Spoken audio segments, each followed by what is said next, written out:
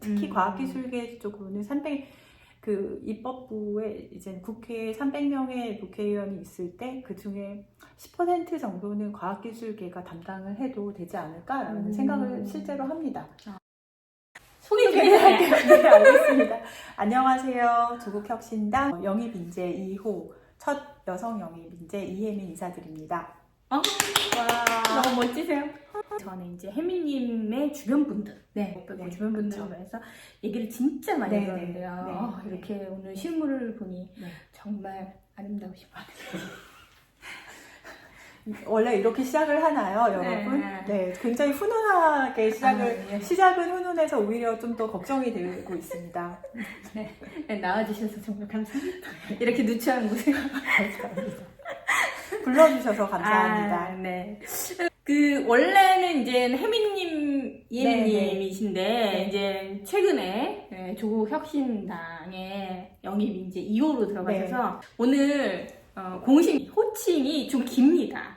모두의 미래 과학기술 특별위원회 위원장님이신데, 이거 너무 기니까 위원장님이라고. 네, 감사합니다. 괜찮을까요? 네, 저 익숙하지가 않아서 많이 불려져야 저도 익숙해질 것 같습니다. 그러니까 뭐 때가 때인 만큼 오늘은 위원장님으로. 네, 감사합니다. 편도 티켓을 끊고 한국에 오셨다는 얘기를 영입할 때 말씀하셨는데 맞습니다. 어떻게 되신 거예요? 그러게요. 편도 티켓을 끊었다는 어떤 의미가 사실 굉장히 큰데요. 제가 인생의 이번이 4번째 편도 티켓이에요. 아, 그래요? 네. 4번을 어떻게? 보통은 여행을 하실 때 왕복 티켓을 끊으시잖아요. 아니면 편도를 끊더라도 어디 도시 들렸다 돌아오는. 근데 그렇지 않고 그냥 편도를 끊었다는 소리는 당분간 혹은 영원히 어느 곳에서 어느 곳으로 이동을 한다는 의미가 굉장히 크고요. 비단 지역적인 이동 말고도 저의 어떤 진로 이런 쪽도 의미를 가지고 있다고 생각을 해요. 저의 인생의 첫 번째 편도 티켓은 미국으로 유학을 갈 때, 2001년도에 유학을 갈 때, 그리고 다시 한국으로 돌아왔을 때, 그리고 이제 구글 코리아에서 일을 하다가 본사로 이동을 할 때 그렇게 3번을 끊었는데요. 이번이 4번째입니다. 편도 티켓을 끊을 때 마음은 되게 좀 여러 가지 생각이 들더라고요. 하지만 제가 IT 쪽에서 일을 계속 하다가 정치라는 이제 큰 결심을 하고 그 결심을 보여준 어떤 좀 상징적인 모습이 아닐까라는 생각을 합니다. 그래서 그럼 이제 정치를 하러 오시는 거네요. 그렇죠. 너무 좋습니다. 왜 좋으시죠? 제가 정치를 하는 게 저는 좋습니다. 지금 방금 그렇게 반응을 해주셔서. 왜냐하면 굉장히 많은 분들이 무지무지 응원을 하세요. 많이 응원을 해주시는데 동시에 이제 걱정도 같이 해주시기 때문에 아끼는 분들은 사실 저도 걱정하시는 얘기를 주위에서 많이 들었지만 저는 그냥 좋다고 말씀드려요. 감사합니다. 이제 엔지니어였고 그 다음에 계속 이 분야에서 IT 분야에서 일을 하다 보니까 R&D 삭감 얘기가 있잖아요. R&D가 많이 삭감이 돼서 정말 힘들어하는 얘기를 저도 많이 들었고 그 다음에 뭐 연구소도 그렇고 그리고 뭐 작은 회사들 이렇게 국가의 프로젝트를 하던 회사들이 굉장히 힘들고 막 이런 얘기를 많이 들었는데 어떤 IT 쪽에는 어떤 영향이 있는 것 같으신가요? 지금 연구개발비가 삭감이 된 거가 사실은 약간 연구소 혹은 기초과학 이쪽으로 되게 포커스가 돼서 이야기들이 많이 나오고 있는데 저는 전반적으로 영향을 미쳤다고 생각을 하고요. 과학계뿐만 아니라 이제 IT 쪽도 마찬가지로. 왜냐면 IT 쪽도 대학원생이 있고 IT 쪽도 포닥 있고 다 있거든요. 그렇죠.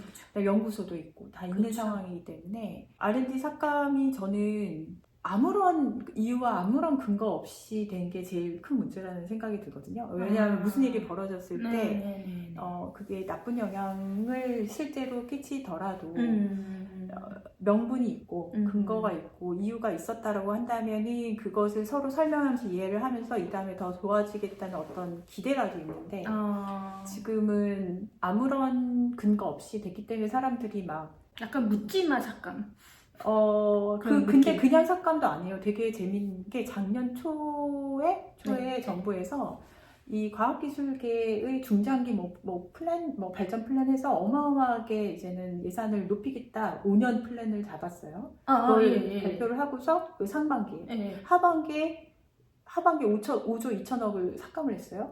이유도 없이. 근데 뭐 많게는 70% 어떤 연구소는 많게는 70% 아니면 작게는 30% 이렇게 삭감을 했다고요. 그 삭감이 실질적으로 제일 먼저 영향을 미치는 곳이 어디냐면은 가장 취약한 가장 취약한 대학원생들이에요. 왜냐하면 교수님들은 사실은 교수님들 월급이 있기 때문에 그렇죠. 그다음에 연구 과제가 인건비가 결국에는 굉장히 많은 부분을 차지를 하는데 그 인건비로 먹고 사는 포닥들이 있거든요. 그래서 이분들이 짐 싸가지고 다른 나라 간다, 아니면 이 분야를 포기를 한다, 이렇게 얘기가 나오고 있는데 우선 그래서 총체적인 난국이다. 그래서 중간에 실질적으로 일을 할 수 있는 가장 초기에 청년 과학자들, 청년 IT의 그 새싹들을 다 잘라버리는 일이 벌어졌다라고 우선 평가를 하고 IT 쪽으로 조금 더 포커스를 해서 보면은 사실 근래에 이제는 유행처럼 사람들이 이제 4차 산업혁명이다 뭐다 얘기를 하면서 근래에 가장 얘기가 많이 되는 것은 AI 웨이브라고 저는 생각을 하는데 저는 지금까지 있었던 되게 여러 가지 그 과학계의 마케팅 용어들을 그렇게 좋아하진 않아요. 근데 AI는 명확하게 큰 웨이브가 맞습니다. 근데 그 측면에서 봤을 때 AI 쪽 같은 경우는 아무래도 이제 학부만 졸업을 공부를 하는 것보다는 조금 더 이제는 적어도 석사까지는 어느 정도 하시는 게 필요할 것 같은데 그 측면에서 봤을 때 지금 AI 발돋움을 해야 되는데 싹 없애버리는 꼴이 된 거예요. 우리나라가 그동안 굉장히 고속 성장을 할 수 있었음은 과학기술 발전이 이끌어왔다라는 생각을 저는 하거든요. 근데 그거를 그냥 날려버리고 내년에 다시 지원해줄게. 근데 지금 정부에서 내놓은 어떤 재정 플랜을 보면은요, 그 작년 기준으로 다시 돌아가는 게 그 플랜을 실제로 따랐을지라도 2027년 정도라고요. 그러면은 그 사이에 우리는 소위 말하는 과학기술 인재들을 많이 잃게 되겠죠. 그러면은 솔직히 말해서 미래를 우리가 이야기할 때 지금 세상에서는 과학기술을 빼놓고 얘기하는 게 너무 허망한데 굉장히 암담한 그런 느낌이 들고 그 측면에서 제가 최근에 이제 박태우 의장님이 눈 떠보니 선진국 이런데 순식간에 눈 떠보니 후진국 돼버린 가장 큰 이유가 되지 않을까 싶습니다. 이렇게 자연히 이제 좀 정치 쪽 얘기가 흘러왔는데요.